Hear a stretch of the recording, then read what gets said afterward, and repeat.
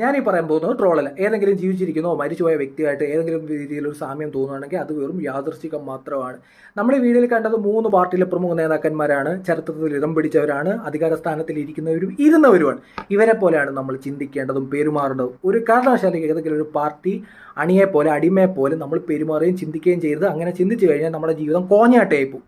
ചിന്തിക്കേണ്ടത് ലീഡറിനെ പോലെയാണ്. കാര്യം ഞാൻ പറയാം, ഏതെങ്കിലും ഒരു സോഷ്യൽ മീഡിയ പ്ലാറ്റ്ഫോമിൽ കമൻറ്റ് ബോക്സ് വന്നിട്ട് തെറി വിളിക്കുക, ബഹളം വെക്കുക, കല്ലെറിയുക, കല്ലേറ് കൊള്ളുക, വീട് തല്ലിപ്പൊളിക്കുക, രക്തസാക്ഷിയായി വീടിൻ്റെ ചുമരിലൊരു ഫോട്ടോ ഇട്ടിരിക്കുക, ഇതൊക്കെയാണ് അണികൾ എന്ന് പറയുമ്പം വേസ്റ്റ് ആണ്. നമ്മളെപ്പോഴും ചിന്തിക്കേണ്ടത് ഇതുപോലെ ലീഡർമാർ ചിന്തിക്കുന്ന പോലെയാണ്. കാരണം അവർ കാണുമ്പോൾ കൈ കൊടുക്കുന്നവരും ചിരിക്കുന്നവരും സന്തോഷം പങ്കിടുന്നവരുമാണ്. അവർ അധികാര സ്ഥാനത്തിൽ വരുന്നവരാണ്. അവരുടെ കുടുംബത്തിലുള്ള കുട്ടികളൊക്കെ വിദേശത്തും രാജ്യത്തും നല്ല വിദ്യാഭ്യാസം നേടി നല്ല രീതിയിൽ സാലറിയോടെ പല കമ്പനിയിലും ജോലി ചെയ്ത് ജീവിക്കുന്നവരാണ്.